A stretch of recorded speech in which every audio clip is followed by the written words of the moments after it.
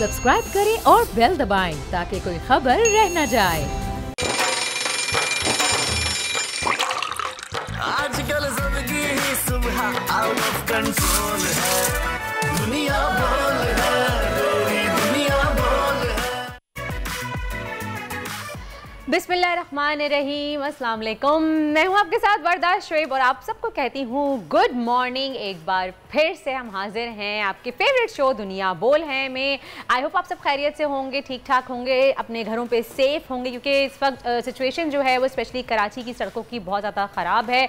बारिशों के बायस काफ़ी सारे लोग ट्रैफिक के वजह से फंसे हुए हैं, आ जा नहीं सकते हैं। ट्रैफिक काफ़ी ज़्यादा बहुत ज़्यादा ख़राब हो गया है, कई सड़कें टूट चुकी हैं, कई पुल जो हैं वो बहुत खस्ता हालात में हैं। लेकिन आई होप आप लोग अपने घरों पर खैरियत से होंगे। बिला वजह घर से बाहर ना निकले, कोशिश करें अपने आप को अपने घरों में रखें। अगर कहीं ज़रूरत नहीं है काम बिला वजह निकलने की तो सेफ़ रहें। अपनी फैमिली के साथ बिला वजह घूमने फिरने की, इधर उधर जाने की ज़रूरत नहीं है, क्योंकि बारिशें बहुत ज़्यादा हो रही हैं। हम देख सकते हैं, सिचुएशन आप देख भी सकते हैं। अच्छा, मुल्क भर में जिस तरह की मानसून की बारिशें हो रही हैं उसकी वजह से सैलाब आ गए हैं काफ़ी ज़्यादा। स्पेशली बलूचिस्तान की अगर हम बात करें तो वहाँ पे बहुत ज़्यादा बुरे हालात हैं। हज़ारों लोग बेघर हो गए हैं, सड़कों पर आ गए हैं, खुले आसमान के नीचे रह रहे हैं।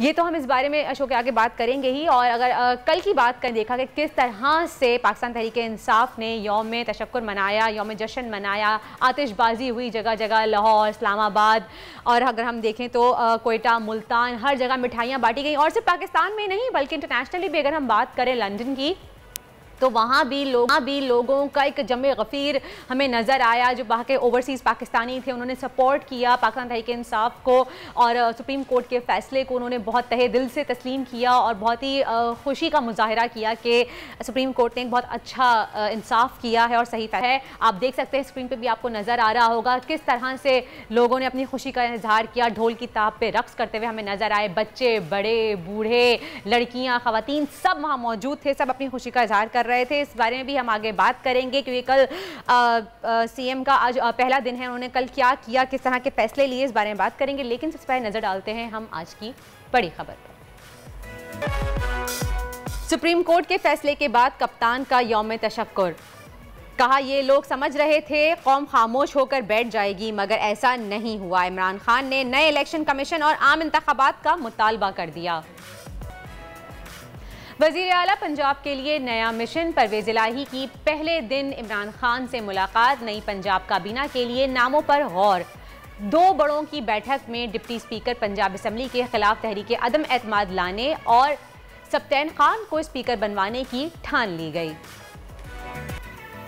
मौसमियाती तब्दीलियों के बायस मानसून बारिशों के बाद मुल्क भर में सैलाबी सूरत हाल। दरियाओं और नहरों में बहाव तेज होने के बाद आबादियां ज़ेरे आब आने लगीं। पंजाब के बाद सैलाबी रेला सिंध में भी दाखिल। और आलमी यौम हेपेटाइटिस खामोश कातिल, ऐसा मर्ज जिसमें मुब्तला 95% लोगों को ये मालूम नहीं होता कि वो बीमार हैं। मजीद इस हवाले से नाजरीन को बताएंगे। जी, तो आपको बताते चलें कि मौसमियाती तब्दीलियों के साथ साथ माहिरीन के खदशात दुरुस्त साबित हुए हैं। हालिया मानसून बारिशों के बाद मुल्क भर में सैलाबी सूरत हाल है।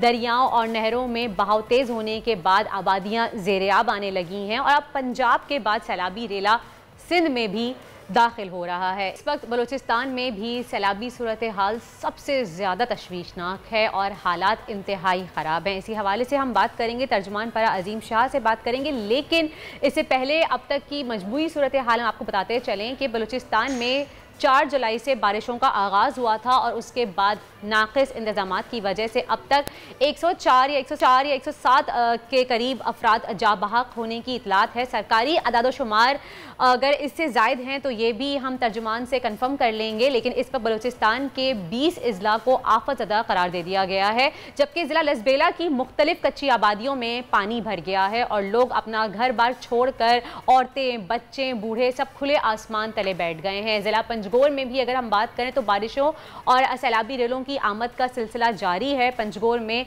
बंद तहसील क्लब के बहुत से देहात डूब गए हैं और काफ़ी सारे कई आबाद कच्चे इलाके जो हैं वो टूट गए हैं, पंजगोर का ज़मीनी राब्ता भी जो है वो टूट गया है हमसे। और सिंध और बलूचिस्तान में इस वक्त ये सूरत हाल है कि सैलाबी रेले में इजाफा हुआ तो क्या होगा, इस पर हम बात करेंगे। हमारे साथ मौजूद हैं फरा अजीम शाह, स्पोक्स पर्सन है बलूचिस्तान गवर्नमेंट की। उनसे बात करते हैं और पूछते हैं। जी फरा अजीम साहब, अस्सलाम वालेकुम एंड वेलकम टू दुनिया बोल है।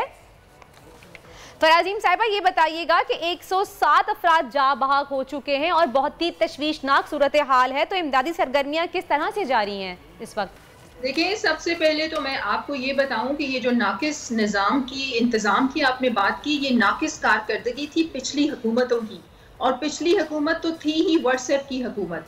और अभी तो हमें चंद माह हुए हैं कि हमने अपनी जिम्मेदारी संभाली है। अब मैं आती हूँ सैलाब की सूरत हाल की तरफ। जैसे कि आपने अपनी रिपोर्ट में भी बताया, हमारे अभी इस वक्त क्रिटिकल जो सिचुएशन है वो 3 डिस्ट्रिक्ट्स में है, लसबेला, झलमक्सी और केच तुर्बत। अब मैं आपको बताऊं कि कल सुबह अच्छा, लेकिन फरा साहिबा, आप कह रही हैं कि पिछली हुकूमत की नाकिस कारकर्दगी थी, लेकिन आपको भी हुकूमत में आए हुए अब इस हुकूमत को भी काफ़ी अरसा हो चुका है, और ऐसी क्या नाकिस कारकर्दगी थी कि बिल्कुल इतने बुरे हालात हैं। मैं आपको एक वीडियो दिखाना चाहूँगी, पहले आप ये देखिए, फिर मैं इससे बात करती हूँ आपसे। अगर प्लीज़ दिखा दें वीडियो, हम फरा साहिबा को भी दिखाना चाहेंगे, अपने व्यूवर्स को भी वीडियो। ये देखिए, इस वक्त सिचुएशन आप देख सकते हैं किस तरह से लोग कुरान वगैरह कुछ उठाया हुआ है हाथ पे। ये देखिए, ये देखिए कुरान हाथ में उठाया हुआ है इन्होंने। इनकी हालतें देखिए आप, किस तरह से बेदर्दी से रोडों पे आए हुए हैं, पूरा सब कुछ डूब चुका है। पानी की हालत देखिए आप, जिस तरह सैलाब आया है, हम देख चुके हैं। फरा साहिबा, क्या कहेंगी इस बारे में आप? अगर आप मुझे थोड़ा सा सुन लें तो आपको सारी बात समझ में आ जाएगी। जी जी बिल्कुल, जल्दी ही, क्योंकि आप लोगों के पास टाइम की भी कमी होती है, तो जल्दी बहुत सी चीजें समझा दूंगी। जी बिल्कुल। देखिए, आपको मैं ये बताऊं कि जब भी कोई नेचुरल डिजास्टर आता है तो हम उसको रोक नहीं सकते। हाँ, बेटर प्लानिंग करके हम नुकसानात से बच सकते हैं। पिछली हुकूमत में ऐसा नहीं हुआ। फर्स्ट टाइम हम इंटरनेशनल फर्म्स को, ऑर्गेनाइजेशंस को इंगेज कर रहे हैं कि लॉन्ग टर्म प्लानिंग हम अगली हुकूमतों के लिए छोड़ के जाएंगे, ताकि इस किस्म के नुकसानात से बचा जा सके। अब मैं आपको बताती हूँ इक़दामात हुकूमत की जानिब से क्या हो रहे हैं। कल सुबह 7 बजे से हेलीकॉप्टर, देखें ज़मीनी रास्ते जो थे वो मुनक़ता हो चुके थे बहुत से इलाकों में, और मौसम की खराबी की वजह से हेलीकॉप्टर में भी हम वहाँ पर रेस्क्यू एंड रिलीफ का ऑपरेशन नहीं कर पा रहे थे। लेकिन सारी इंतज़ामिया जो है हाई अलर्ट है। खुद चीफ मिनिस्टर इसको 24/7 मॉनिटर कर रहे हैं। हेलीकॉप्टर कल सुबह 7 बजे से आर्मी ने जो प्रोवाइड किया था पीडीएमए को, खुद चीफ मिनिस्टर का अपना हेलीकॉप्टर जो है वो ऑपरेशन में मसरूफ है। कल सुबह 7 बजे से लेके अभी तक वो जिधर जिधर पहुंचा नहीं जा सकता, जमीनी रास्ते मुनक़ता हैं, वहां पर हम पहुंच रहे हैं। थोड़ी सी देर सवेर जरूर हो जाएगी, लेकिन हम अपनी आवाम को तनहा नहीं छोड़ेंगे। और मैं आपको ये बताऊं कि जिस तरह आपने कहा कि 107 के करीब, ये 105-107 के करीब कैजुअलिटीज हुई हैं, और जिन वजूहात की वजह से हुई हैं वो भी मैं आपको बताऊंगी। जी जी। अब जो 90 के करीब पिछले दिनों में कैजुअलिटीज थी, फॉरेन चीफ मिनिस्टर ने उनको कंपनसेशन फंड जारी कर दिए हैं। पहले ऐसा कभी नहीं हुआ कि फौरी कितने कंपनसेशन फंड जारी किए हैं, कितने किए हैं फरा साहिबा? मेरी बात सुने, 10 लाख एक खानदान को, वो शहीद हुए हैं, बहुत कीमती जानें ज़ाया हुई हैं। हम उनका नुकसान तो पूरा नहीं कर सकते, लेकिन इन कंपनसेशन फंड्स की वजह से उनके थोड़ी मुश्किलात कम जरूर कर सकते हैं। और मैं आपको ये बताऊं कि जितनी भी डैमेजेस हुए हैं, हुकूमत बलूचिस्तान इंशाल्लाह उनके डैमेजेस पूरे करेगी। रिहेबिलिटेशन का जो प्रोसेस है वो अभी शुरू होगा, क्योंकि अभी तक सैलाबी सूरत हाल पूरे सूबे में है। और इसके साथ साथ मैं आपको ये भी बताऊं, देखें बलूचिस्तान के चीफ मिनिस्टर जो हैं वो ऑनरेबल प्राइम मिनिस्टर को बार बार कह रहे हैं कि बलूचिस्तान के रिसोर्सेज इतने नहीं हैं, बजट में हमारा शेयर बढ़ाया जाए। लॉ एंड ऑर्डर की सिचुएशन को हम देखते देखते हमारा डेवलपमेंट बजट ना होने के बराबर रह जाता है।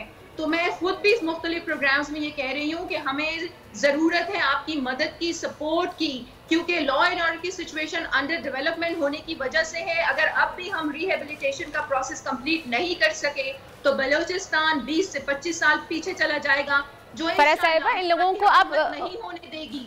जी बिल्कुल, हमारी हुकूमत इसको नहीं होने देगी। हम बहुत से इंटरनेशनल फर्म्स को, ऑर्गेनाइजेशंस को, एनजीओस को इसमें इन्वॉल्व कर रहे हैं। सही, अच्छी बात है, बहुत अच्छी बात है। फैसल भाई ये बताइए कि अभी जो लोग बेघर हो चुके हैं, खुले आसमान के नीचे रह रहे हैं, उनके लिए अभी फौरी तौर पे क्या इकदाम किए जा रहे हैं? उन तक खाना पीना कैसे पहुंचाया जा रहा है, खुराक कैसे पहुंचाई जा रही है? क्योंकि सड़कों की जो हालत है हम सब जानते हैं कि रोड का रास्ता तो मुनक़ता हो चुका है, हम पहुंच नहीं सकते, सफर करना बहुत मुश्किल है इस वक्त। जी, हेलीकॉप्टर के जरिए हम वहां पर पहुंच रहे हैं। Food and non food items भी उन्हें पहुंचाए जा रहे हैं। टेंट विलेजेस कायम कर दिए गए हैं और बीमारियां फैलती हैं फ्लड्स में तो मेडिकल कैंप्स भी कायम कर दिए गए हैं। खुद मिनिस्टर्स, चीफ मिनिस्टर ने सबकी छुट्टियां कैंसिल कर दी, अपना भी गैर मुल्की दौरा कैंसिल कर दिया इस सिचुएशन की वजह से, और खुद इलाकों में सब मौजूद हैं। और मैंने कल ही प्रेस कॉन्फ्रेंस की थी और डिटेल में बताया था कि हुकूमती इक़दाम क्या हैं। कहीं हमें देर सवेर जरूर होगी, मौसम की खराबी की वजह से हेलीकॉप्टर भी नहीं उड़ा सकते हम, लेकिन हम हर जगह पहुंचेंगे। हम अपनी आवाम को बिल्कुल तनहा नहीं छोड़ सकते। लेकिन बलूचिस्तान का मसला यही है कि फेडरल ने हमेशा हमें इग्नोर किया है। हमारा जो हक था वो हमें नहीं मिला। बजट में हमारा शहर बढ़ाया जाए ताकि डेवलपमेंट का काम हम कर सकें। और दो वजूहात जो बहुत बड़ी थी, जो हमारी हुकूमत ने उनको फोकस भी किया और उन पे इनिशिएटिव भी लिया। एक तो तजावुज़ात जो हमने हटाई, फौरी एक्शन उस पे लिया गया।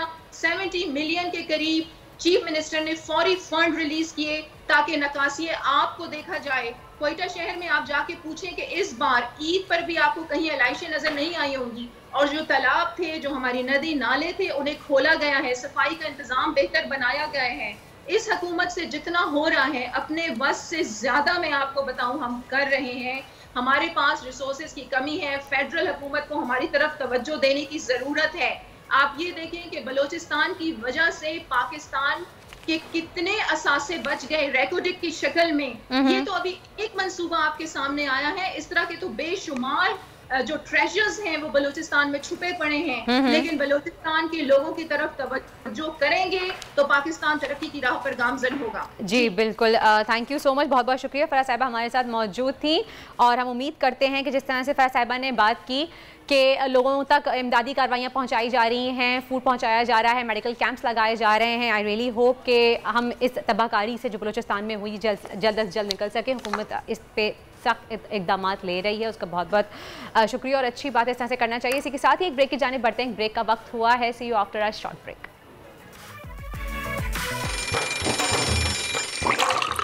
आजकल जिंदगी ही सुबह आउट ऑफ कंट्रोल है। दुनिया बोल है, तेरी दुनिया बोल है।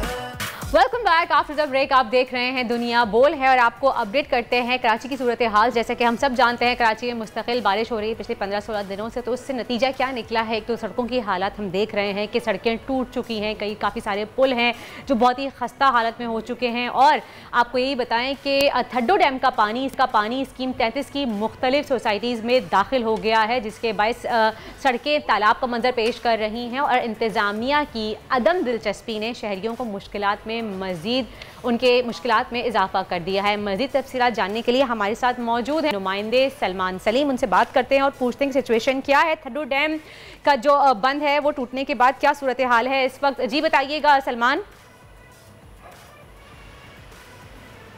जी बिल्कुल, देखें स्कीम 33 ख़त्म नबूत चौक के पर मौजूद हैं और सूरत हाल जो है वो अपने कैमरामैन से रिक्वेस्ट करूंगा सलमान मुस्तफ़ा से कि वो आपको दिखाएं कि रोड की क्या पोजीशन है इस वक्त।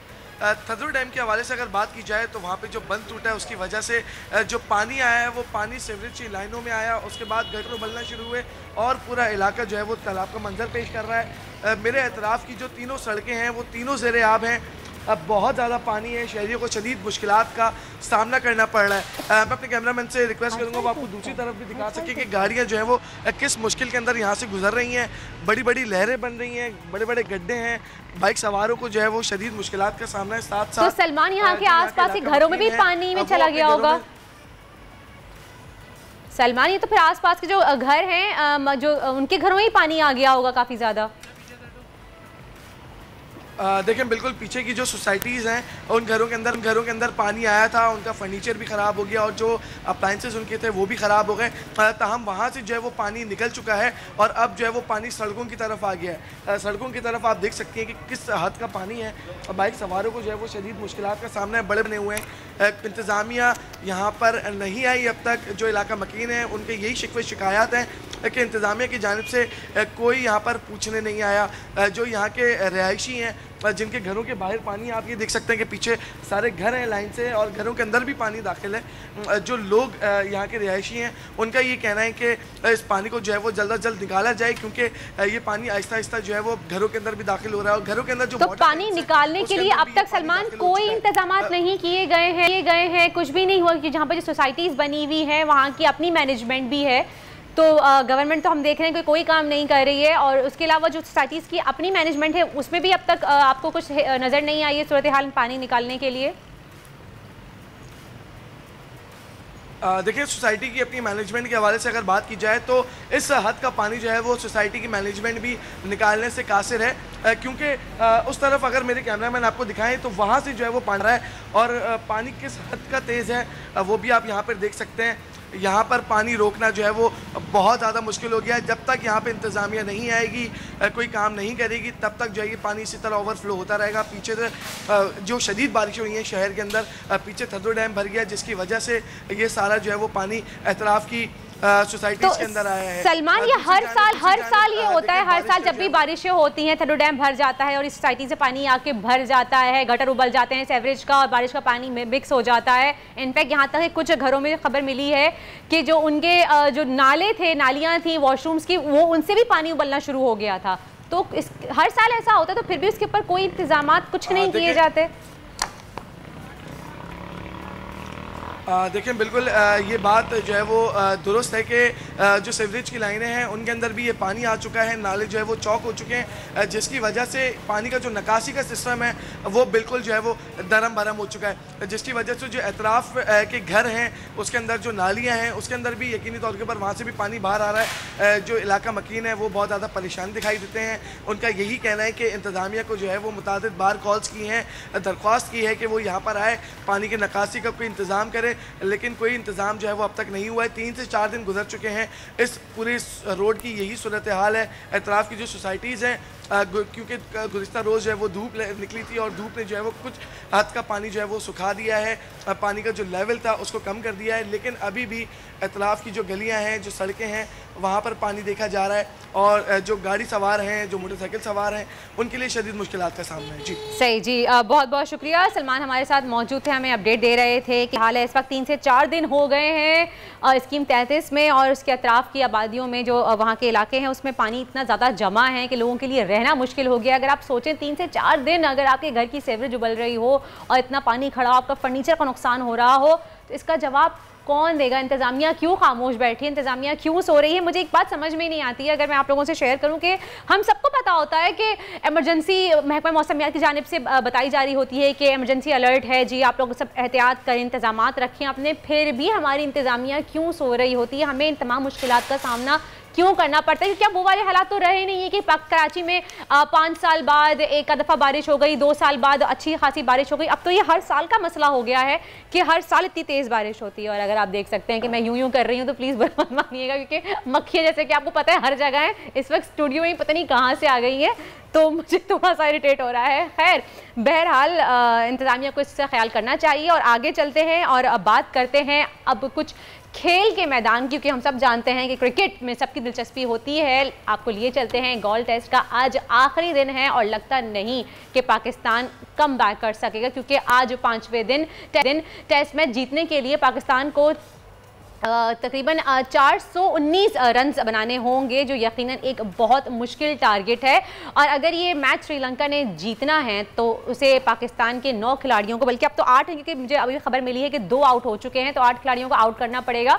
और कल चौथे दिन का खेल ख़त्म हुआ तो पाकिस्तान ने 1 विकेट के नुकसान पर 79 रन बनाए। हमारे साथ अब मौजूद हैं इस वक्त मोहम्मद अवैस हमारे साथ मौजूद हैं, साबिक क्रिकेटर भी हैं, उनसे बात करेंगे और पूछेंगे कि उनको क्या लगती है सिचुएशन क्या है इस वक्त। जी बताइएगा कि 509 रन का टारगेट मिला है पाकिस्तानी टीम को, 2 आउट हो चुके हैं, तो आपको क्या लगता है कि पाकिस्तान मैच जीत सकता है? किस तरह की स्ट्रैटेजी अपनानी चाहिए इनको खेलने के लिए?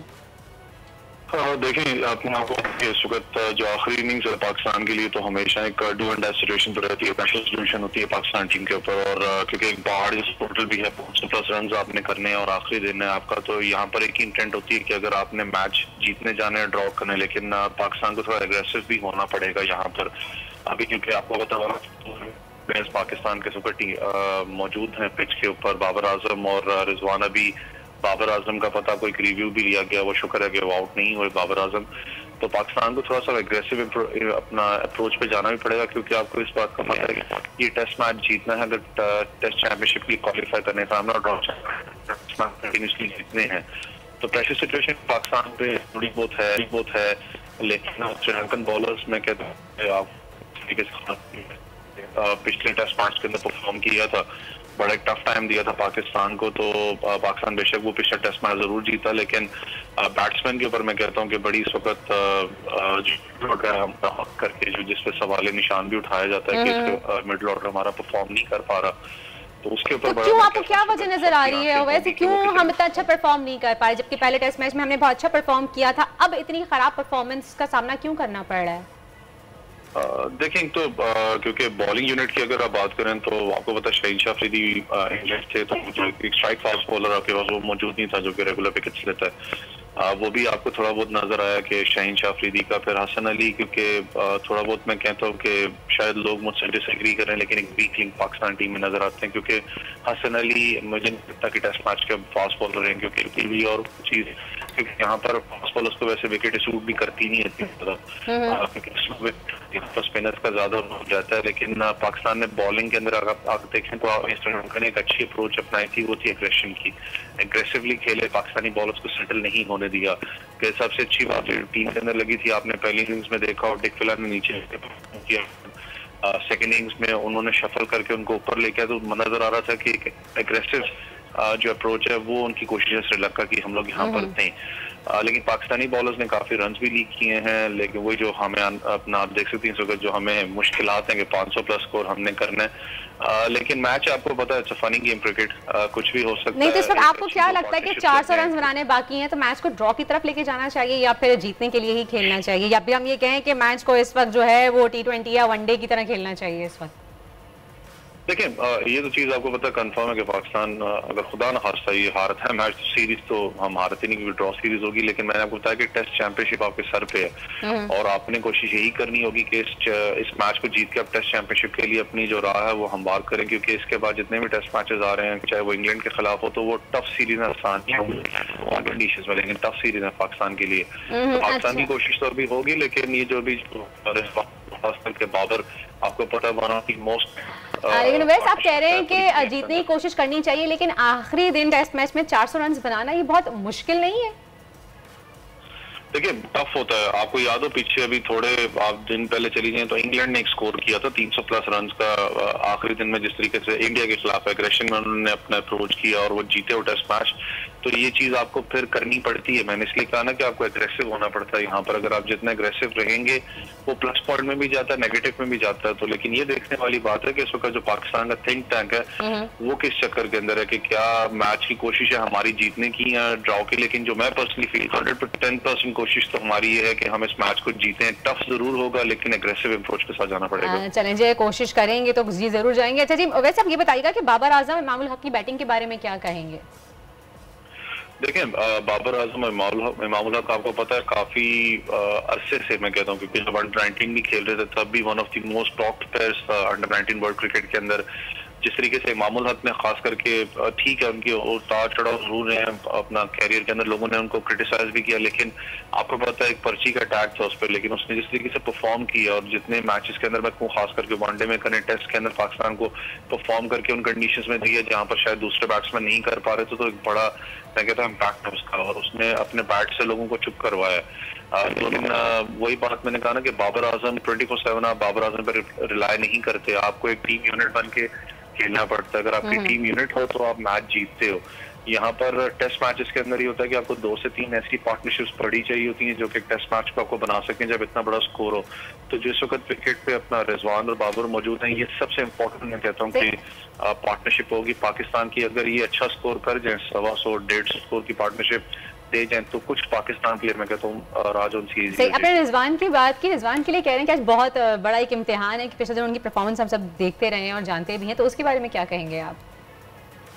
देखिए रिजवान, आपको पता है कि जिस तरीके से मुझे याद है रिजवान के ऊपर जितना क्रिटिसाइज ज्यादा हम भी करते थे इस चीज पे कि जी सर्कल तक क्लियर नींद से होता, लेकिन एक कुदरती मैं कहता हूँ कि एक जो सा निखार और खास करके हार्ड वर्क जो होता है और एक सब्र, बड़ा एक सब्र का फल कहते हैं ना मीठा होता है हमेशा, कि इंसान चुप रह के भी परफॉर्मेंस दे और फिर वो बैट से वन ऑफ द बेस्ट मैं कहता हूँ कि इस आईसीसी ऑडियो रैंकिंग में भी बंदा हो जाए, फिर ऊपर से देखिए टैलेंट तो एक अलग बात है ना, लेकिन वो टेस्ट मैच में परफॉर्म नहीं कर पा रहे, तो आपको क्या लग रहा है आज उनकी परफॉर्मेंस के बारे में क्या कहेंगे, कैसी रहेगी? देखिए टेस्ट मैचेस मैंने बताया ना, टेस्ट मैच एक अलग सिनेरियो होता है, वनडे T20 का अलग सिनेरियो होता है। और रिजवान क्योंकि टेस्ट मैच पर रिजवान आपको पता है कि ओपन करते हैं लिमिटेड ओवर्स में, टेस्ट मैच के अंदर कहीं नीचे जाके और बैटिंग करते हैं। आज इनको जो सा थोड़ा बहुत प्रमोट करके मिडल ऑर्डर के अंदर लाएं, क्योंकि मिडल ऑर्डर आपका इतना स्ट्रॉन्ग नहीं है। रिजवान सीनियर कैंपेनर है, वही बात है कि उनके ऊपर जिम्मेदारी इस वक्त जरूर होगी कि वो कितना साथ देते हैं बाबर आजम का, क्योंकि इंपॉर्टेंट होगा पाकिस्तान के लिए बाबर आजम का साथ देना यहाँ पर, क्योंकि one of the leading batsman है पाकिस्तान के। और अगर ये 150 मैंने कहा कि 125 की भी अगर पार्टनरशिप कर जाते हैं तो ये प्रेशर ऑफ पे एग्रेसिव अप्रोच थोड़ी बहुत हो जाए, क्योंकि जो इनके स्पिनर्स है खास करके जयसूर्या की आप बात करें तो ये वन ऑफ दी स्पिनर्स हैं जो कि पाकिस्तान इनको टफ टाइम देंगे पाकिस्तान को, तो पाकिस्तान को थोड़ा सा एग्रेसिव अप्रोच पे यहाँ पर रहना पड़ेगा। और मैं कहता हूँ कि वही बात कि मैच अगर हमने जीतना है तो आपको थोड़ा बहुत जो सा माइंड सेट अपना चेंज यहाँ करना पड़ेगा एग्रेशन के लिए। सही। अच्छा ये बताइए कि अगर पाकिस्तान टेस्ट मैच हार जाता है तो आगे आने वाले दिनों में कुछ चेंजेस नजर आ रही हैं आपको टीम में?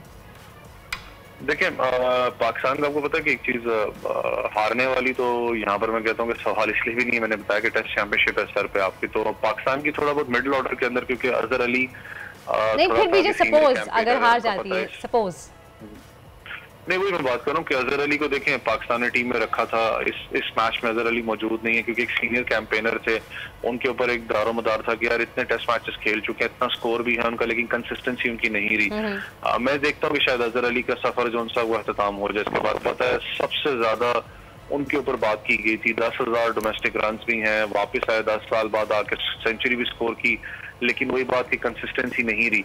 पाकिस्तान का जो मिडिल ऑर्डर है वो सबसे बड़ा इस वक्त मैं कहता हूँ मुश्किलात में है, चाहे वो टेस्ट मैच की बात करें चाहे वनडे T20 की आप बात करें, क्योंकि मिडिल ऑर्डर जब से T20 में आप देखें हफीज भाई गए, शोएब मलिक भाई गए, तो आपके पास मिडिल ऑर्डर में भी वो लड़का मौजूद नहीं है जो कि एक लंबी इनिंग्स खेल सके। वनडे में भी वही मसला है, टेस्ट मैच में भी आपके पास मसला ये है कि टेस्ट मैच में आपके पास ऐसा लड़का नहीं है जो कि लड़खड़ाती हुई इनिंग्स को वो आगे कैरी ऑन 2 प्लेयर करके आपको बाकी जो 200-250 स्कोर की जो पार्टनरशिप्स होती हैं वो लगाते थे। तो मिडिल ऑर्डर में कहता हूँ काम करने की जरूरत है। मुझे आज भी लगता है कि शायद इस सीरीज के बाद मिडिल ऑर्डर के अंदर काफी आप चेंजेस देखें, क्योंकि आगार सलमान ने बड़ा अच्छा परफॉर्म किया नीचे जाके, लेकिन वो भी नहीं है मैचेस के अंदर। आप अगर वो कल को फ्लॉप होते हैं आप उनको क्रिटिसाइज नहीं कर सकते। सही, ठीक बात, हमको क्रिटिसाइज नहीं कर सकते, हर वक्त की कमी है। बहुत बहुत शुक्रिया, आप बात कर रहे थे, हम सुन रहे थे, आप हमारे साथ मौजूद थे, आपने बताया कि इस वक्त सिचुएशन ऐसी नहीं है कि हम हार सके, हमें जीतने की भरपूर कोशिश करनी चाहिए। छोटा सा ब्रेक ले लेते हैं, आप भी जाके अपने कुछ नाश्ते का इंतजाम कीजिए, मैं भी कुछ खा पी के थोड़ा सा आती हूँ, मिलते हैं आपसे छोटे से ब्रेक के बाद। आउट ऑफ कंट्रोल है दुनिया, बोल है दुनिया, बोल है। Welcome back after the break. और ब्रेक पे आपने हेडलाइंस देखी और पॉलिटिकल सिचुएशन हम सब जानते हैं किस तरह की चल रही है, क्या चल रहा है। चौधरी परवेज़ इलाही सीएम तो बन गए हैं पंजाब के, लेकिन अभी भी वफाक में उनके लिए सिचुएशन कुछ ठीक नहीं है, एक्सेप्ट नहीं किया जा रहा है। तो हमने सोचा क्यों ना हम बोल प्रेडिक्शन की जानिब बढ़ते हैं और देखते हैं कि इस वक्त चौधरी परवेज़ इलाही के सितारे क्या कह रहे हैं। और कल हमने देखा कि बिलावल भुट्टो साहब भी और हमारे PM साहब भी काफ़ी गुस्से में थे, नज़र आए, और उन्होंने काफ़ी जो है वो उन्होंने इस बात का इजहार, अपना गुस्से का इजहार किया कि जी हमारे लिए फैसले अलग होते हैं और खान साहब के लिए फैसले अलग होते हैं। जबकि जब खान साहब के उनके हुकूमत हटाने के लिए फैसला किया गया था इन्हीं जजेस पैनल ने, तो उस वक्त उन्होंने खुशी से एक्सेप्ट किया था इस चीज़ को। तो अब क्यों इतना गुस्सा कर रहे हैं? खैर सिचुएशन क्या बनती है क्या नहीं है, बढ़ते हैं हम कनान चौधरी की जाने। बहुत ही फेमस न्यूमरोलॉजिस्ट हैं, अक्सर हमारे शो पे आते हैं, उनकी 95% पेशन गोइयाँ, मैं कहूँगी कि 98% तक पेश गोइयाँ सही साबित होती हैं। तो आइए उनसे जानते हैं। अस्सलाम वालेकुम कनान भाई। जी वालेकुम सलाम, thanks for inviting again. Thank you so much for giving us your time. Kanan भाई कैसे हैं आप? अल्हम्दुलिल्लाह ठीक ठाक। अरे सबसे पहले ये बताइए कनान भाई कि सबका भी फिलहाल यही कश्मकश में सब लोग फंसे हुए हैं कि चौधरी परवेज इलाही जो हैं वो पंजाब के सीएम बन तो गए हैं, लेकिन क्या वो इस मनसब पर बरकरार रहेंगे? क्योंकि जो विफाक है वो हम देख रहे हैं किस तरह से नाराजगी का इजहार कर रही है, कुछ धमकियां भी मिल रही हैं गवर्नर राज लगने की, तो क्या लग रहा है आपको? जी बिल्कुल, आपको याद होगा आप ही ने मुझसे क्वेश्चन किया था, और पहले तो जब हमज़ा शहबाज ने ओथ लिया था मैंने आपसे कहा था कि जुलाई अगस्त के महीने हमज़ा के लिए अपनी चीफ मिनिस्टरशिप कायम रखना नामुमकिन हद तक मुश्किल हो जाएगा। और फिर हमने देखा कि आप ही ने मुझसे पूछा कि कौन होंगे नेक्स्ट सीएम, तो मैंने परवेज़ इलाही साहब का नाम लिया था। वो इसीलिए लिया था कि जुलाई और अगस्त में परवेज़ इलाही साहब के नंबर मुझे बहुत ज़्यादा स्ट्रॉन्ग नज़र आ रहे थे। अभी भी मैं बात करूं तो अगस्त के महीने का आगाज़ होने जा रहा है, तो अगस्त में परवेज़ इलाही साहब के नंबर बहुत ज़्यादा स्ट्रॉन्ग है, बहुत लकी टाइम है उनका। तो अगर मैं ये बात करूं कि परवेज़ इलाही साहब के लिए ये टाइम कैसा है, तो अगस्त का महीना तो विन विन सिचुएशन है उनके लिए, बहुत ज़बरदस्त टाइम है परवेज़ इलाही साहब का। और अगेन जो मैंने प्रेडिक्शन की थी कि हमज़ा शहबाज का अनलकी टाइम शुरू हो जाएगा जुलाई अगस्त में, वो अभी भी चल रहा है। तो हमज़ा शहबाज के लिए अगस्त का महीना भी लकी नहीं है, बल्कि नेक्स्ट तो ये है कि आपने बात की शहबाज शरीफ साहब की और वफाकी गवर्नमेंट की, तो अगर मैं कंपैरिजन करता हूँ न्यूमरोलॉजिकली तो मुझे अब भी परवेज़ इलाही साहब के नंबर बहुत स्ट्रॉन्ग नज़र आ रहे हैं, और शहबाज शरीफ साहब के लिए जो कि प्राइम मिनिस्टर हैं पाकिस्तान के, उनके लिए मुझे बहुत ज़्यादा मुश्किलात नज़र आ रही क्योंकि उनके अनलकी टाइम का आगाज़ होने जा रहा है सून। अच्छा कनान भाई, पीडीएम हमें बहुत ज़्यादा बौखलाई हुई नज़र आ रही है, आए दिन हम देख रहे हैं कि जैसे कि आप देख सकते हैं, हम सबको पता है ये बात कि वो उनके गुस्से का इजहार कर रहे हैं, कहीं बॉयकॉट कर रहे हैं, फैसले को नहीं मान रहे हैं, गवर्नर राज लगने की धमकियाँ दे रहे हैं। तो इस वक्त आपको क्या लगता है कि पीडीएम की हुकूमत क्या बरकरार रहेगी और कितने दिन तक रहेंगे ये लोग वफाक में? क्योंकि इमरान खान साहब ने तो कल कह दिया है ना कि उनको साफ शफाफ इलेक्शन चाहिए, और जब तक वो इलेक्शन कमीशन जो है वो चेंज नहीं होगा इलेक्शन नहीं हो सकते। तो आपको कुछ नज़र आ रही है सूरत हाल इस तरह की? देखिए इलेक्शन की जहाँ तक बात है, इलेक्शन तो मुझे इतने जल्दी नज़र नहीं आ रहे, तो कहीं ना कहीं इलेक्शन तो डिले होंगे, और मुझे लगता है कि इस साल के एंड, बल्कि मेरी तो प्रेडिक्शन आप ही के शो में ये थी आगाज़ में ही कि 2023 में मुझे इलेक्शन नज़र आ रहे हैं। अब भी मैं उसी प्रेडिक्शन को बैक करूंगा, मुझे नहीं लगता कि इलेक्शन इतनी जल्दी पॉसिबल होंगे। 2023 में इलेक्शन नज़र आ रहे हैं आपको? बिल्कुल। और जहाँ तक आपने बात की पीडीएम की, तो हम ऑलरेडी आपके शो में ही पेशगोई मैं कर चुका हूँ कि अगस्त का वो महीना होगा जिसमें पीडीएम के आपस में इख्तलाफात होंगे और इनकी प्रॉब्लम्स होंगी। अभी तो अगर मैं कैलकुलेशन की बात करूँ तो देखें, रिसेंटली जरदारी साहब की बर्थडे गुजरी है 26 जुलाई को, ठीक है, तो जरदारी साहब अपनी बर्थडे के बाद अपने अनलकी टाइम पीरियड में एंटर हुए हैं, तो उनके हवाले से पीडीएम के साथ थोड़ा सा वो प्रॉब्लम क्रिएट कर सकते हैं। अब हमें जरदारी साहब उस तरह एक्टिव दिखाई नहीं देंगे पीडीएम के लिए। एक चीज़ तो ये होगी 26 जुलाई को उनकी बर्थडे गुजरने के बाद। सेकंड थिंग इज़ के अभी जो शहबाज शरीफ साहब है sitting prime minister of Pakistan, 9 सितंबर में इनकी बर्थडे आएगी, तो इनके अनलकी टाइम पीरियड का आगाज हो जाएगा। सबकी बर्थडे पे उनके अनलकी टाइम का आगाज हो रहा है। बिल्कुल। और अभी जो मौलाना फजलुर रहमान साहब है उनके लिए थोड़ा सा अगस्त का महीना जो है वो थोड़ा सा उनके लिए एवरेज से बेहतर लकी टाइम बेहतर है वो जी, तो वो अग्रेसिव नज़र आएंगे हमें, लेकिन जरदारी साहब उतने एक्टिव नज़र नहीं आएंगे। और हम अब देखेंगे कि Noon league day by day backfoot पे जाती हुई हमें नज़र आएगी। तो प्रॉब्लम्स तो यहाँ पे आगाज़ होने जा रहा है नून लीग के लिए अगस्त के महीने में। तो नून लीग के आपने कहा कि अगस्त में उनकी प्रॉब्लम्स का आगाज़ होने जा रहा है, तो ये आपको कितने अरसे और हुकूमत में रहती हुई नज़र आ रही है नून लीग? एक अंदाज़न अगर आपके कैलकुलेशन कुछ बताए। जी, अगर मैं शहबाज शरीफ साहब की बर्थडे की बात करूं जो कि sitting prime minister of Pakistan है, करंटली उनका जो टाइम पीरियड चल रहा है उनके अनलकी टाइम पीरियड का जस्ट अभी आगाज़ हुआ है अगस्त में।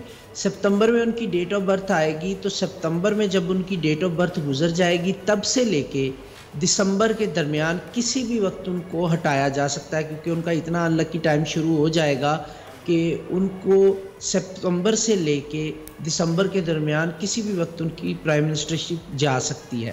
अब यहाँ पे हम ये बात कर रहे हैं तो ये वाला टाइम पीरियड उनके लिए बहुत अनलकी है, यहाँ पे उनको हटाया जा सकता है। लेकिन अगेन मैं इलेक्शन के हवाले से अपनी उसी प्रेडिक्शन को बैक करूंगा कि मुझे लगता है इलेक्शन 2023 में होंगे। फॉर एग्जांपल अगर दिसंबर में भी उनकी हुकूमत को हटाया जाता तो तब भी 2023 का आगाज लग हो ही जाएगा। सही। अच्छा, एक बहुत इंपॉर्टेंट सवाल मुझे करना था आपसे। कल हमारे शो पे एक प्रेडिक्शन हुई थी, मैं चाहूँगी कि आप अपनी कैलकुलेशन के हिसाब से बताएं कि आप क्या कहेंगे इस बारे में। कि एक ये प्रेडिक्शन की गई है कि आगे आने वाले दौर में पीपल्स पार्टी और पाकिस्तान तहरीक इंसाफ का इत्तेहाद नज़र आ रहा है। क्या आपकी कैलकुलेशन कुछ बताती है ये? नहीं, मुझे ऐसा कुछ नहीं नज़र आ रहा। पीपल्स पार्टी और पाकिस्तान तहरीक इंसाफ का कोई इत्तेहाद मुझे नहीं नज़र आ रहा। मैं इस पे ऑलरेडी प्रेडिक्शन दे चुका हूँ, मैं दोबारा उसको रिपीट कर देता हूँ। वो प्रेडिक्शन मेरी ये है कि 2023 में जब इलेक्शंस होंगे तो जो पार्टी सबसे ज़्यादा टफ टाइम देगी पाकिस्तान तहरीक इंसाफ को, वो बिलावल भुट्टो जरदारी होंगे और उनकी पार्टी होगी। ये बात मैं ऑलरेडी प्रेडिक्ट कर चुका हूँ। तब बहुत सारे लोगों का कहना था कि नून लीग टफ टाइम देगी। अभी आप देखें तो वो प्रेडिक्शन ठीक होती हमें नज़र भी आ रही, क्योंकि नून लीग जितना बैकफुट पे जा चुकी है तो गेन डेफिनेटली पीपल्स पार्टी करेगी। तो मेरी प्रेडिक्शन ये है कि इत्तेहाद तो नहीं होगा इनका, लेकिन टफ टाइम ज़रूर बिलावल भुट्टो जरदारी देंगे। और इंटरेस्टिंग चीज़ मुझे एक और याद आ गई, अभी सितंबर में बिलावल भुट्टो जरदारी साहब की बर्थडे भी आ रही है, तो वो अपने लकी टाइम में एंटर होने जा रहे हैं। तो वो डेफिनेटली प्रॉब्लम्स क्रिएट करेंगे नून लीग के लिए, प्राइम मिनिस्टर साहब के लिए और पीडीएम के लिए। वो भी प्रॉब्लम्स क्रिएट करेंगे और हमें हो सकता है अगस्त के एंड पे ये देखने को मिले कि बिलावल भुट्टो जरदारी साहब ओपनली बात करें पीडीएम के खिलाफ और स्पेशली सिटिंग प्राइम मिनिस्टर के खिलाफ। अच्छा, ये तो बहुत बड़ी बात है। खैर, देखते हैं कि हम पहले ही जानते हैं, आपने पहले ही प्रेडिक्ट किया है कि पीडीएम का इतना ज़्यादा अर्से तक नहीं चलेगा। अच्छा, आपको क्या लगता है, कनान भाई क्या कहेंगे आपके नून लीग की क्या हुकूमत अब वाकई जो है जितनी बैकफुट पे जा चुकी है कि उनकी सियासत अब ख़त्म होने की कगार पे खड़ी है? जी बिल्कुल, टाइम पीरियड उनको सपोर्ट नहीं कर रहा। जब से जुलाई के मिड के बाद से टाइम पीरियड का आगाज़ हुआ, उनको टाइम पीरियड बिल्कुल फेवर नहीं कर रहा। और अगस्त के तो ये वो महीने हैं कि डे बाय डे जो है उनके लिए प्रॉब्लम्स बढ़ती हुई नज़र आएंगी और ये ज़्यादा से ज़्यादा इसको खींच पाएंगे चीज़ों को, अपने सर्वाइवल के हवाले से चीज़ों को ज़्यादा से ज़्यादा डिले कर पाएंगे अगस्त के एंड तक। फिर सितंबर का आगाज़ होगा, सितंबर में शहबाज शरीफ साहब की बर्थडे आएगी, तो उसके बाद इनके लिए मज़ीद प्रॉब्लम्स बढ़ जाएंगी। यानी शहबाज शरीफ साहब की बर्थडे जब आएगी सितंबर में, उसके बाद से तो इनके लिए जो है वो सर्वाइव करना बहुत ज़्यादा मुश्किल हो जाएगा।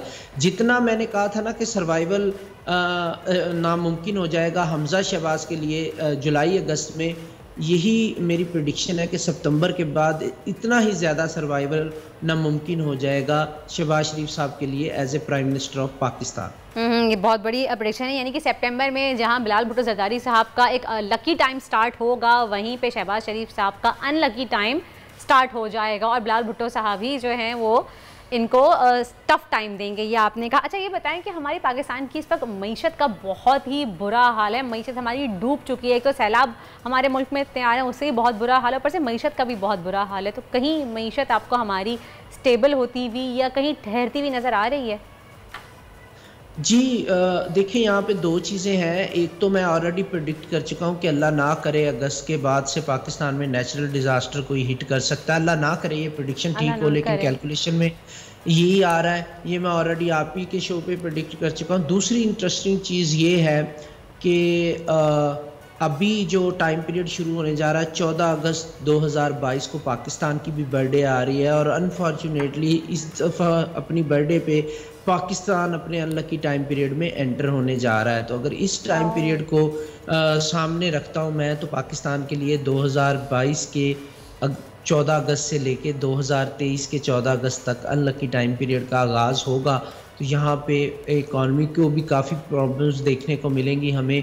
उसके अलावा भी पाकिस्तान को जो है प्रॉब्लम्स का सामना करना पड़ेगा। वर्ल्ड वाइड भी पाकिस्तान के लिए थोड़ी सी प्रॉब्लम्स होंगी। कुछ कंट्रीज़ पाकिस्तान के लिए प्रॉब्लम्स क्रिएट करने की कोशिश करेंगे और IMF के हवाले से भी पाकिस्तान को प्रॉब्लम्स का सामना करना पड़ेगा ये टाइम पीरियड, क्योंकि पाकिस्तान का अनलकी शुरू होने जा रहा है। लेकिन इसमें सेविंग चीज़ ये रहेगी कि पाकिस्तान का अदद चूँकि डेट ऑफ बर्थ को जमा करने से 14 जमा अगस्त के 8 और जमा 1947 को जमा करने से 7 का अदद बनता है, जो पाकिस्तान का लकी अदद है। 2023 का जैसे ही आगाज़ होगा उसका भी अदद 7 बनेगा। 2 जमा 0 जमा 2 जमा 3 को जमा करने से जब 7 का लकी अदद के साल का आगाज़ होगा तो पाकिस्तान को काफ़ी हद तक रिलीफ मिल जाएगा, यानी 2023 के आगाज़ से पाकिस्तान को मिलना शुरू हो जाएगा। लेकिन बहुत बहुत लेकिन शुक्रिया। लकी टाइम पाकिस्तान का जो है वो स्टार्ट होगा 2023 के अगस्त। सही है, 2023 अगस्त में लकी टाइम पाकिस्तान का स्टार्ट हो जाएगा। कनान चौधरी हमारे साथ मौजूद है, वेरी फेमस न्यूमरोलॉजिस्ट। उनकी अक्सर जो है प्रेडिक्शन से बहुत सही साबित होती हैं और हम दुआ करेंगे कि हमारे मुल्क के लिए अल्लाह ताला बहुत बेहतरी करे, क्योंकि बेशक ये हमारी एक कैलकुलेशन होती है लेकिन करने वाली जो ज़ात है वो रब्बुल इज़्ज़त की ज़ात है और हमारी दुआ है, दुआओं से तकदीरें बदल जाती हैं। तो हम सब अगर मिलकर दुआ करेंगे हमारे प्यारे वतन के लिए, प्यारे मुल्क के लिए, तो बेशक हम इन मुश्किलात का सामना मिलकर कर लेंगे और अल्लाह ताला हमें इन मसाइल से भी जल्द अज जल्द निकाल पाएंगे। आमीन सुम आमीन। और आगे बढ़ते हैं और अब बात करते हैं, जैसे कि हमने आपको प्रोग्राम के आगाज़ में बताया था कि आज वर्ल्ड वाइड हेपेटाइटिस डे मनाया जाता है। पाकिस्तान समेत दुनिया भर में आज हेपेटाइटिस का दिन मनाया जा रहा है। ये बीमारी की अलामात क्या हैं और किस तरह से पाकिस्तानी अवाम इसका शिकार बन रहे हैं, इस पर हम बात करेंगे। लेकिन कुछ फैक्ट्स मैं आपको बताती चलूँ कि पाकिस्तान दूसरे नंबर पे है, हेपेटाइटिस के पेशेंट्स यहाँ इतने ज़्यादा मौजूद हैं। और नंबर 1 पे जो मुल्क है वो है इजिप्ट, यानी कि इजिप्ट और पाकिस्तान में सबसे ज़्यादा हेपेटाइटिस के पेशेंट्स होते हैं। और वजह यह है कि यहाँ पर लोगों को शायद नॉलेज नहीं है, शऊर नहीं, उनको अवेयरनेस नहीं है, क्योंकि हेपेटाइटिस सी की अगर हम स्पेशली बात करें तो उसके सिम्टम्स ज़ाहिर नहीं होते हैं। हमारे साथ मौजूद हैं doctor professor Shahab Abid, gastrologist हैं, हेपेटोलॉजिस्ट हैं। इनसे बात करेंगे और जानेंगे कि डॉक्टर साहब, first of all welcome to दुनिया बोल है and thank you so much for giving us your time. आप स्टूडियो नहीं आ सके लेकिन आपने हमें अपने जूम पे ही टाइम दे दिया। तो ये बताइएगा डॉक्टर साहब कि क्या वजह है कि हेपेटाइटिस सी की बीमारी एक साइलेंट किलर है, इसकी कोई सिम्टम्स जाहिर नहीं होते? जी शुक्रिया, आपने मुझे मौका देने का कि मैं हेपेटाइटिस के बारे में कुछ बात कर सकूं, ख़ास तौर पे वर्ल्ड हेपेटाइटिस डे के कॉन्टेक्स्ट में। आप बिल्कुल दुरुस्त फरमा रही हैं कि हेपेटाइटिस बी जो है वो उसकी आम तौर पे अलामतें सामने नहीं नज़र आ रही होती, और इसी तरह से जो हेपेटाइटिस सी है उसकी भी आम तौर के ऊपर अलामतें जो हैं वो सामने नज़र नहीं आ रही होती हैं। और अलामतें जब सामने नज़र आती हैं तो उस वक्त काफ़ी देर हो चुकी होती है, क्योंकि जिगर जो है उस वक्त फेल होना शुरू हो जाती हैं। एक स्मॉल सेगमेंट जो है आवाम का, जिनको हेपेटाइटिस बी होता है, उनके अंदर यकीनी तौर के ऊपर जॉन्डिस और फीवर के साथ वो शुरू होता है, लेकिन आम तौर के ऊपर कोई भी इसकी अलामत नहीं होती, सिवाय इसके कि थकावट हो रही है और कमज़ोरी महसूस हो रही है, स्टैंड जो है वो कम हो रहा है। और फिर अगर आप उनको जब ये मुआयने के लिए जाते हैं, जब तक स्क्रीनिंग ना की जाए हेपेटाइटिस बी की और हेपेटाइटिस सी की, जो कि सिंपल ब्लड टेस्ट के ज़रिए से स्क्रीनिंग हो जाती है, इसके बारे में पता नहीं। अगर ख़ानदान का कोई फ़र्द हेपेटाइटिस बी का शिकार है या हेपेटाइटिस सी का, तो उस ख़ानदान के बाकी जो अफराद हैं उनके अंदर हेपेटाइटिस के होने के इम्कान ज़्यादा हैं, तो लिहाजा उनकी स्क्रीनिंग तो बिल्कुल बनती है, लेकिन जो तरीक़ेकार है इसको देखने का और इसका इलाज करने का, तो उसमें पहली चीज़ शर्त ये है कि आप पूरी पॉपुलेशन की स्क्रीनिंग करें और बच्चों की पैदाइश के फ़ौरन बाद कम अज़ कम हेपेटाइटिस बी की हिफाजत का टीका ज़रूर लगाएं। सही डॉक्टर साहब, हमारे क्यों जो है वो वैक्सीनेशन इतनी आम नहीं है, लोगों को इतनी अवेयरनेस क्यों नहीं दी जाती? दूसरी बात ये कि हेपेटाइटिस की जो स्क्रीनिंग का जो टेस्ट हैं वो बहुत एक्सपेंसिव हैं, तो गवर्नमेंट इसके लिए कुछ क्यों नहीं करती है? एक्चुअली टेस्ट जो है वो बहुत ज़्यादा एक्सपेंसिव तो नहीं है, जो बेसिक स्क्रीनिंग के टेस्ट हैं।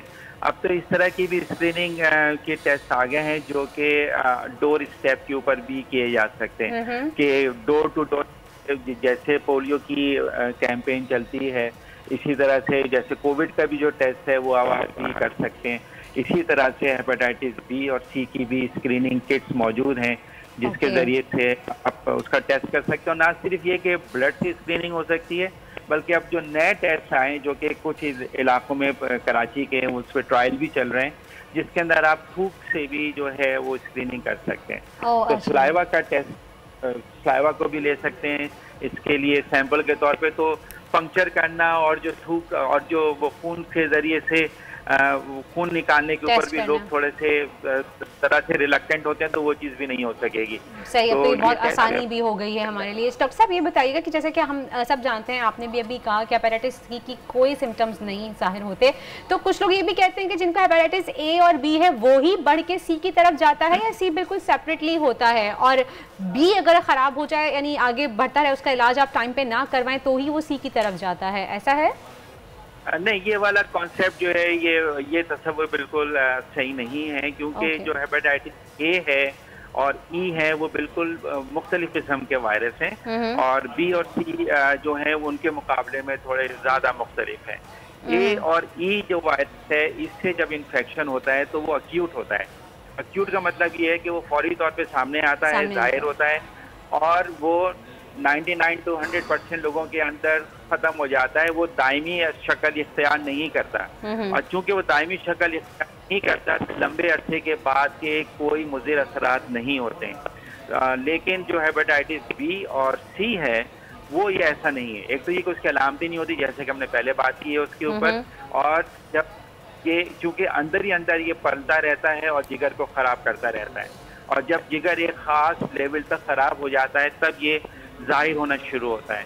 और जाहिर होने की जो अलामतें हैं उसके अंदर पाँव में सूजन आ जाती है, पेट के अंदर पानी भर जाता है, और आंखें फिर जो है पीली पड़ना शुरू हो जाती हैं, और उसके बाद अगर ये बीमारी मजीद बढ़ती है तो बेहोशी और गनूदगी की कैफियत हो जाती है। स्टूल में ब्लड आने शुरू हो जाता है, ये भी इसकी एक अलामत है? जी, वो अगला जुमला मेरा यही था कि इसके बाद अगर ये कुछ लोगों में जो है वो पहली अलामत ही यही होती है कि उल्टी में या पखाने में खून आना शुरू हो जाता है। सही, तो यानी कि आपको इसका भी ध्यान रखना चाहिए कि अगर स्टूल में आपको डार्क कलर का आ रहा हो या ब्लैकिश आ रहा हो तो आप डॉक्टर से फ़ौरन रुजू करें। अच्छा डॉक्टर साहब, आप के माहिर हैं इस, आप एक हेपेटोलॉजिस्ट के, तो ये बताइए कि अच्छा अगर हेपेटाइटिस के अलावा अगर हम बात करें जिगर के दूसरे अमराज, तो जिगर की बीमारियाँ वैसे भी हमें जाहिर नहीं होती। अगर आपका जिगर सही काम नहीं कर रहा है तो उसके सिम्टम्स क्या है कि आपको उसके टेस्ट के लिए जाना पड़े? जरूरी नहीं कि हेपेटाइटिस सी हो, वैसे ही नॉर्मली अगर आपका जिगर सही काम नहीं कर रहा। वर्दा, ये बहुत अच्छा सवाल किया आपने। मैं इस सिलसिले में पहले एक चीज़ और ये कहना चाहूँगा कि अब हेपेटाइटिस जो है वो ए, बी, सी और ई के अलावा भी एक और किस्म है हेपेटाइटिस की, जिसको आप कह सकते हैं कि फैटी हेपेटाइटिस है। वजन की ज्यादती, मोटापे और डायबिटीज़, ये दो बहुत बेसिक अवामिल है जिसकी मौजूदगी में जिगर के अंदर फैट जमा होना शुरू हो जाता है, और वो फैट जो है वो सोजिश करता है, जिसको हेपेटाइटिस कहते हैं। तो वो फैटी हेपेटाइटिस होगा, और ये फैटी हेपेटाइटिस आजकल सबसे बड़ी वजह है दुनिया भर के अंदर, और पाकिस्तान उसमें किसी तरह से भी पीछे नहीं है, क्योंकि हमारे यहाँ भी मोटापा और डायबिटीज़ जो है वो बदर्जे आदम मौजूद है। तकरीबन हर पाँचवा पर्सन जो है वो इसके साथ मौजूद है कि या तो उसको बॉर्डर लाइन डायबिटीज़ है या उसको फुल्ली ओवर्ड किस्म की यानी पूरी तरह से जाहिर हुई हुई डायबिटीज़ मौजूद है। जो आपका सवाल बुनियादी तौर पे था कि और क्या अलामतें इसके सिलसिले में हो सकती हैं, तो गैर मखसूस किस्म की कमज़ोरी और स्टेमिना की कमी और लो ग्रेड फीवर, ये वाली कैफियत जो होती है, इनके अंदर कोई तोड़ फोड़ का अमल जारी है। अब उस तोड़ फोड़ के अमल के अंदर जिगर जो है वो एक बड़ी फैक्ट्री है जिसमें सारे जितने फासिद मादे हमारे जिस्म में होते हैं वो डिटॉक्सिफाई होते हैं और वो कुछ नई चीजें, तो इस फैक्ट्री को देखना जरूरी है। तो जब भी इस किस्म की गैर मखसूस किस्म की अलामतें हों, जिसमें कमजोरी नहीं हो, लो ग्रेड का फीवर चल रहा हो और आपको लग रहा हो कि आपकी भूख जो है वो भी अच्छी नहीं है, तो आपको लीवर फंक्शन के टेस्ट कराना लाजमी है। अगर आपकी स्किन पेल हो रही हो, लाइक अगर आपका पिंकिशपन खत्म हो जाए, बहुत ज़्यादा पेल फील हो रहे हो, तो भी आप जिगर का टेस्ट करवा सकते हैं? जी बिल्कुल, आप क्योंकि वो ये इंडिकेट करता है कि एक तो खून की कमी और हो सकता है कि उसको इतनी जॉन्डिस हो जो कि पूरी तरह से सामने ना। डॉक्टर साहब एक आखिरी बिल्कुल छोटा सा सवाल, हाँ या ना में जवाब दीजिएगा, वक्त की कमी है हमारे पास, कि फैटी लिवर होना और एक आपने कहा फैटी हेपेटाइटिस, दोनों एक ही चीज़ हैं, दोनों अलग अलग हैं? एक्चुअली फैटी और दोनों तकरीबन एक ही चीज़ है। शुरू में फैटी लिवर होता है बगैर हेपेटाइटिस के, बाद में सोजिश होती है तो हेपेटाइटिस हो जाता है। चलें चाहिए जी, बहुत बहुत शुक्रिया डॉक्टर प्रोफेसर शाहब आबिद हमारे साथ, बहुत अच्छी इन्फॉर्मेशन दी उन्होंने, हमें बताया सिम्टम्स के बारे में बताया। अगर सिम्टम्स नहीं है तो हमें चाहिए कि हम अपना बहुत ज़्यादा ख्याल करें। देखिए हमारी बॉडी हमें अलार्मिंग करना पहले ही शुरू कर देती है, कुछ मसला है, हमें थकन शुरू होती है, हम इग्नोर कर देते हैं कि जी मौसम की वजह से हम सुस्त हो रहे हैं, या फिर अगर हमारी स्किन पेल हो रही होती है, यानी कि हल्की सी पिलाहटपन का हम शिकार हो रहे होते हैं, हम कहते हैं कि जी खून की कमी हो गई है, लेकिन खून की कमी क्यों हुई है? लोग टेस्ट से अक्सर भागते हैं, लेकिन हमें चाहिए कि हम स्क्रीनिंग ज़रूर करवाएं। आपको किसी भी तरीके से बॉडी में दर्द की शिकायत है, आपको खिंचाव महसूस हो रहा है आपके मसल्स में, आपके वेन्स में, या फिर सही से भूख नहीं लग रही है, आपको हल्का हल्का फीवर सा महसूस हो रहा है, अंदर से तबीयत खुद आपकी ठीक नहीं हो रही है, तो फौरी तौर पे आपको चाहिए कि आप अपने डॉक्टर से कंसल्ट करें। और हेपेटाइटिस की वैक्सीनेशन अवेलेबल है, प्लीज़ काइंडली हेपेटाइटिस की वैक्सीनेशन ज़रूर करवाइए। इसी के साथ ही एक ब्रेक की जानिब बढ़ते हैं। एक ब्रेक का वक्त हुआ है। See you after a short break. आजकल जिंदगी ही सुबह आउट ऑफ कंट्रोल है, दुनिया बोल है, तेरी दुनिया बोल है। Welcome back after the break. आप देख रहे हैं दुनिया बोल है, और जैसे कि आप देख सकते हैं मेरे पीछे पूरी वॉल लगी हुई है वेदर की, तो हमने सोचा क्यों ना आपको वेदर अपडेट देते चलें। तो आपको बताएं कि गुज़िश्ता रात कराची के कुछ इलाकों में रात को हल्की बारिश हुई है, सुबह भी कुछ इलाकों में बारिश हुई है, जबकि इस वक्त कराची समेत सिंध भर में आज मतला साफ़ है, जबकि कुछ इलाकों में हल्के बादल भी छाए हुए हैं, और दूसरी जानिब शहर में ठंडी हवाओं का राज बरकरार है। ये तो हो गई सिंध की बात। अगर हम बात करें सूबे पंजाब की, तो लाहौर, शेखोपुरा समेत कई शहरों में गहरे बादल छाए हुए हैं, और पंजाब के कुछ शहरों में शाम तक बारिशों के इम्कानात भी हैं। आप स्क्रीन पे देख भी सकते हैं। ये देखिए कराची में अगर हम देखें तो सुबह तक हल्के बादल थे। अगर अभी ब्लू स्क्रीन पे देख रहे हैं तो ये बादल थे। अब ये बलूचिस्तान की जानिब बढ़ रहे हैं, और बलूचिस्तान की जानिब बढ़ने के बाद ये आज शाम तक यहाँ से सिस्टम कराची से निकल जाएगा सिंध से। अलबत्ता अगर हम बात करें लाहौर की, पंजाब साइड की, तो आप देख सकते हैं कि पंजाब पे सारे ये बादल छाए हुए हैं, और आगे आने वाले 2-3 दिनों तक बारिशों के इम्कानात हैं पंजाब में। लेकिन दोबारा से संडे को, यानी कि इतवार से 30 तारीख से एक सिस्टम बारिशों का दोबारा से एंटर कर जाएगा। तो देखते हैं सूरत हाल क्या होगी। हमारे साथ मौजूद हैं माहिर मौसमियात जवाद मेमन साहब, उनसे बात करते हैं और जानते हैं क्या सूरत हाल है। जी जवाद साहब, अस्सलाम वालेकुम एंड वेलकम टू दुनिया बोल है। जी अस्सलाम वालेकुम, बहुत शुक्रिया। वालेकुम अस्सलाम, thank you so much for giving us your time. Jawad, ये बताइएगा कि इस वक्त सूरत हाल क्या है कि कराची में से तो सिस्टम अभी निकल जाएगा, बलूचिस्तान की जानिब और फिर हट जाएगा, तो क्या दोबारा से 30 तारीख को एक नया सिस्टम एंटर होने की कुछ पेशगोइयाँ हैं? नहीं, देखें, ये जो मौजूदा सिस्टम था कराची में, ये आज तकरीबन इसके असरात जो हैं वो ख़त्म हो जाएंगे। इसने कल रात जो है इसके ज़ेर असर कराची के काफ़ी सारे एरियाज में हैवी रेनफॉल भी देखने में आई, स्पेशली सदर्न एरियाज में। तो आज जो है वो तकरीबन मौसम इंशाल्लाह शाम तक क्लियर हो जाएगा। ये सिस्टम जो है जो मौजूद है वो फिजल आउट हो जाएगा।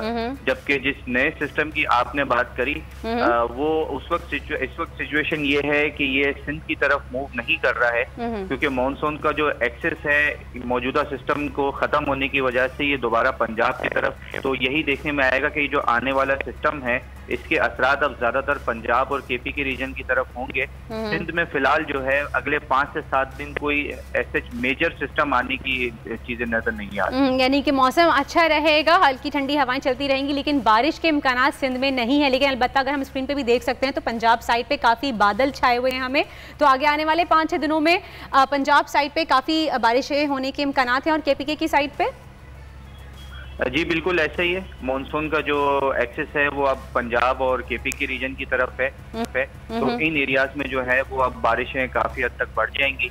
जबकि कराची की अगर बात करें तो कराची में जो है वो मौसम अब कदरे बेहतर रहेगा, क्योंकि मानसून सीजन है और समंदरी हवाएं जो है वो काफ़ी अब बहाल हो जाएंगी काफ़ी हद तक। तो उसके ज़ेर असर जो है वो लेट नाइट, अर्ली मॉर्निंग, शाम के औकात में जो है जो सी क्लाउड्स होते हैं उनके ज़ेर असर जो है कहीं ड्रिजल हो गई, कहीं लाइट रेन हो गई। इस तरीके से ये सिलसिला चलेगा अगले 5 से 7 दिन तक। हल्की ड्रिजलिंग हो सकती है, ठीक है। अच्छा जी, ये बताइएगा कि पंजाब साइड पे कितनी मिलीमीटर बारिश रिकॉर्ड की जाने के इम्कानात हैं? देखिए, ये स्कैटर्ड सिस्टम्स हैं और बैक टू बैक हैं, तो तकरीबन कुछ एरियाज में जो है वो 50-60 मिलीमीटर, जबकि कुछ ऐसे भी एरियाज होंगे पंजाब में जहां वो ऑलमोस्ट अमाउंट्स ट्रिपल डिजिट्स को भी टच कर रहे होंगे। इसी तरीके से जो है वो स्कैटर्ड अमाउंट्स जो है वो केपी के रीजन में भी देखने में आएंगे।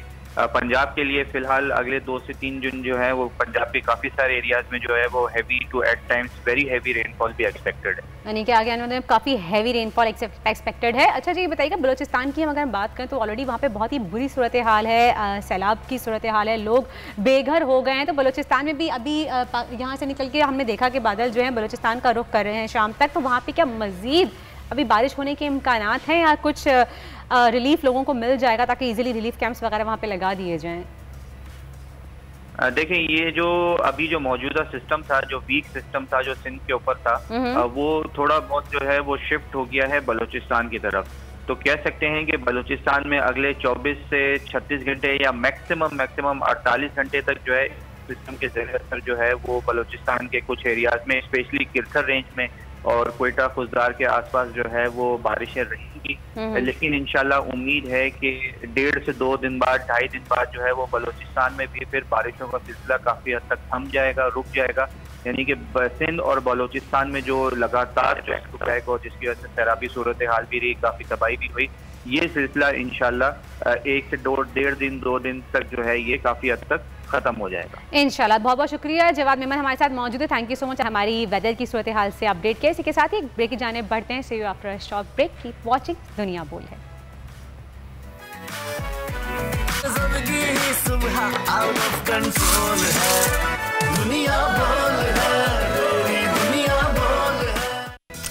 जी जनाब, welcome back after the break. अगर हम बात करें पड़ोसी हमारे मुल्क भारत की, तो या तो हम जब क्रिकेट के शौकीन होते हैं, हम क्रिकेट की बात कर रहे होते हैं, या तो हम तब भारत की जिक्र करते हैं, या फिर हम अक्सर जिक्र करते हैं कि जी भारत में लोगों की कि किस तरह से जो सूरत हाल चल रही है कि लोग पसंद नहीं करते एक दूसरे को। लेकिन इस वक्त मैं बात कर रही हूँ आपसे पड़ोस मुल्क भारत से।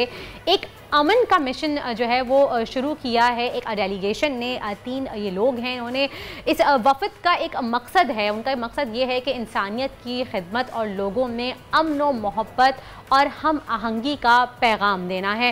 भारतीय डेलीगेशन अपने दौरे में तारीख़ी और सकाफ़ती मकामात के दौरा समेत लोगों को सोशल नेटवर्किंग से जोड़ना चाहते हैं, और वो जोड़ भी रहे हैं। आज हमारी दावत पे हमने उनको स्टूडियो में इन्वाइट किया है और हमारे साथ मौजूद हैं मिस्टर नितिन, विश्वामित्रा योगेश और जलंधर नाथ हमारे साथ मौजूद हैं। तो उनसे बात करेंगे और पूछेंगे जी कि ये किस तरह से इन्होंने इस अपनी एक डेलीगेशन बनाया और इस चीज़ का आगाज़ किया। तो जी नितिन।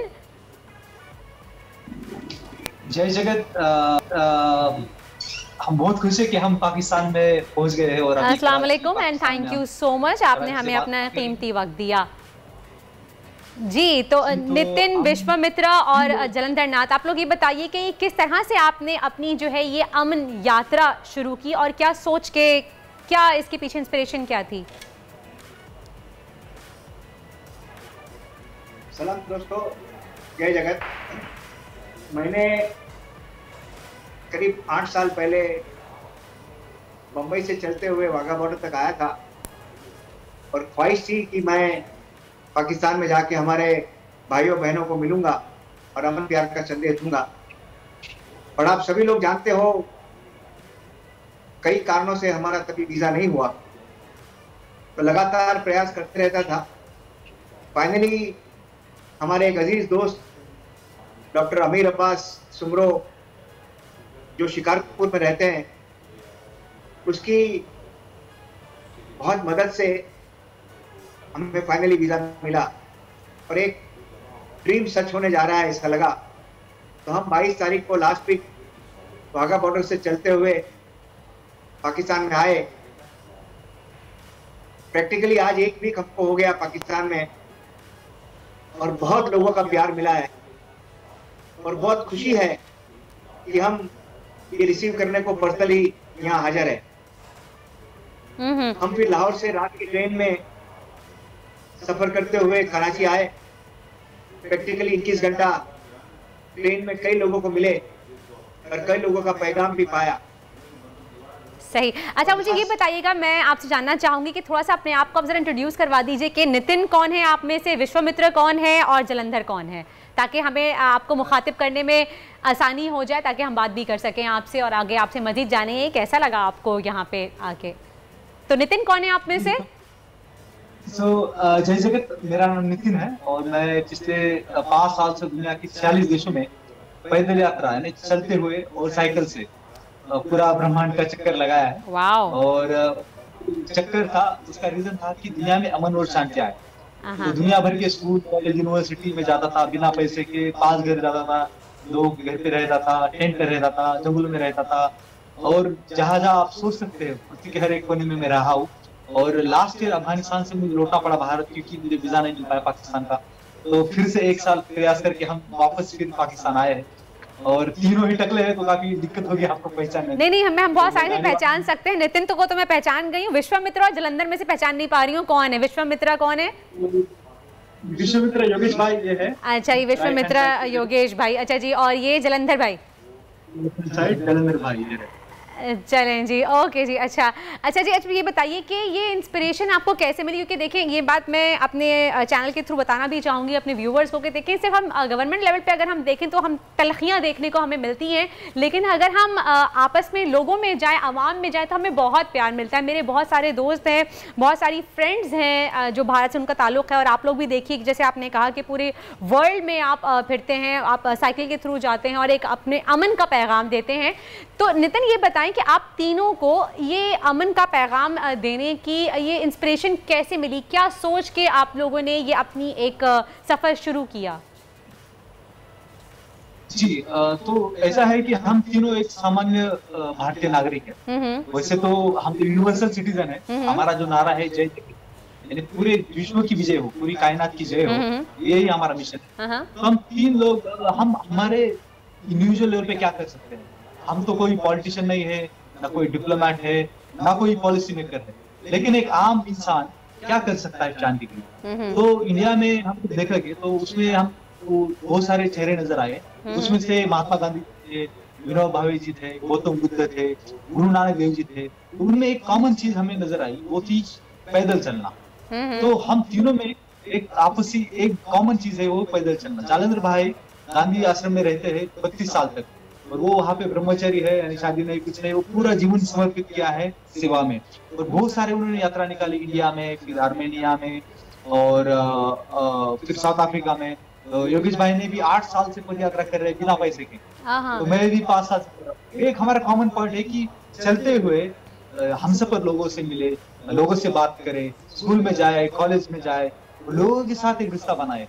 तो गवर्नमेंट तो हमारा इतना हम पावरफुल नहीं है, लेकिन हम लोगों के साथ कनेक्ट करके इस पूरी दुनिया में प्रेम का संदेश कैसे फैला सकते हैं। बहुत ही नोबल और बहुत ही नाइस जेस्चर है, बहुत ही नोबल थॉट है आपका नितिन भाई, विश्वामित्रा और जलंधर भाई। अच्छा, ये बताइएगा कि आगे पाकिस्तान में कितने दिन का आपका स्टे है और आगे फर्दर क्या एक्टिविटीज़ हैं आपकी? आपने क्या सोचा है, प्लानिंग क्या है आपकी? और मुझे ये बताएं कि आपको पाकिस्तान आके कैसा लगा? जिस तरह से सुनते हैं आप, उस तरह से लगा या बहुत प्यार और बहुत प्रेम मिला आपको यहाँ पे?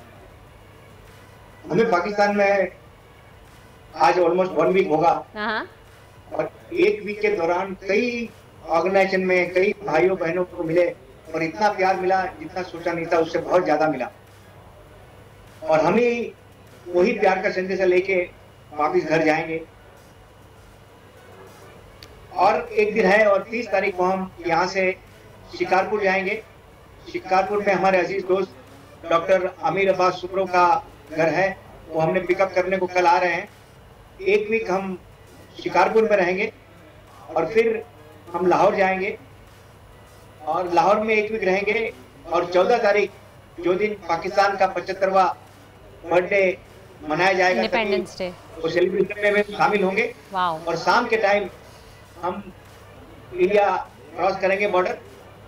तो 15 तारीख को जब भारत का सेलिब्रेशन मनाया जाएगा तभी वहाँ रहेंगे, और वहाँ के लोगों को, भाइयों को, यहाँ का जो एक्सपीरियंस है हम शेयर करेंगे। हर एक का एक्सपीरियंस अलग अलग है यहाँ आने का। जैसे कि मैं हम जो स्कूल में थे, तो ऐसा होता था कि भाई हम रैली निकलती थी गांव में, स्वतंत्रता दिन की, यानी इंडिपेंडेंस डे होता है इंडिया का, तो उस दिन स्वतंत्र रैली निकलती थी। तो उस रैली में क्या होता था कि हम तो हिंदुस्तान जिंदाबाद जिंदाबाद बोल सकते, चुपके से कोई बच्चा आ जाता था, वो अलग ही नारे देता, जैसे कि वो पाकिस्तान के विरोध में कुछ नारे लगाता था। तो भाई ये नफरत हमें क्यों दी गई है यार? बचपन में हमें ना पाकिस्तान जानते हैं, ना लोग जानते हैं कि सही आप सही कह रहे हैं कि बिला वजह की एक नफरतें जो है ना, बस वो दिलों में बिठा दी हैं बचपन से ही। हालांकि ऐसा कुछ भी नहीं है। तो मैं आपसे चाहूंगी नितिन से, विश्वामित्रा से और जलंधर भाई से, आप तीनों से, कि एक छोटा छोटा, हमारे पास वक्त की कमी है, कोई पैगाम आप दोनों देशों के, जो मैं कहूँगी अगर हिंदी में नागरिक हैं, या फिर मैं कहूँगी कि दोनों जो मुल्क हैं उनकी आवाम के लिए कुछ आप एक मैसेज देना चाहेंगे छोटा सा, जल्दी से? तो हमारा मैसेज जो है वो है शांति की, जिसे हम बोलते हैं जय जगत संदेश सॉन्ग, और वही हमारा सबसे बड़ा संदेश है। हम एक साथ ये गाना गाएंगे, और यही हमारा प्यार का पैगाम। जी बिल्कुल। और जय जगत के लिए हम घूमते हैं। उसका मैसेज जो होता है भूख है, असमानता है, हिंसा है, और जो पर्यावरण है जो आजकल बिगड़ रहा है, ग्लोबल वार्मिंग सही, और विश्वामित्र रह गए। तो हम भी दुनिया में घूमते हैं, बहुत प्यार मिलता है, और पाकिस्तान के बारे में कुछ गलत धारणाएं हम सही। विश्वामित्र भाई से मैं चाहूंगी कोई छोटा सा कुछ अल्फाज कह दें, कोई एक मैसेज देना चाहते हैं वो। गीत गाते हैं और ये गीत हम जगह जगह गाते आए हैं, बहुत लोगों ने। चलें सही है, बहुत बहुत शुक्रिया। आप तीन, नितिन और विश्वामित्र, योगेश और जलंधर नाथ हमारे साथ मौजूद थे। एक अमन का पैगाम लेके ये अपने मुल्क से निकले हैं और हमारे मुल्क में आए हैं। उनका काम है कि पूरी दुनिया में ये अमन फैलाते हैं, और एक जो कि बहुत ही स्वीट और बहुत ही नोबल जेस्चर है। हम सबको चाहिए कि हम अमन का पैगाम लेके फिरें। इसी के साथ ही आज के शो का वक्त ख़त्म हुआ है। आई होप हमारा शो आपको आज पसंद आया होगा। कल सुबह फिर मुलाकात होगी आपसे 9 बजे। कीप वॉचिंग, देखते रहिए दुनिया बोल है। अपना बहुत बहुत ख्याल रखिएगा। Till then take good care of yourself. अल्लाह हाफ़िज़।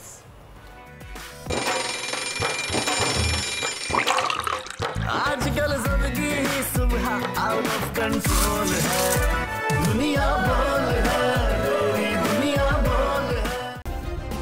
सब्सक्राइब करें और बेल दबाएं ताकि कोई खबर रह न जाए।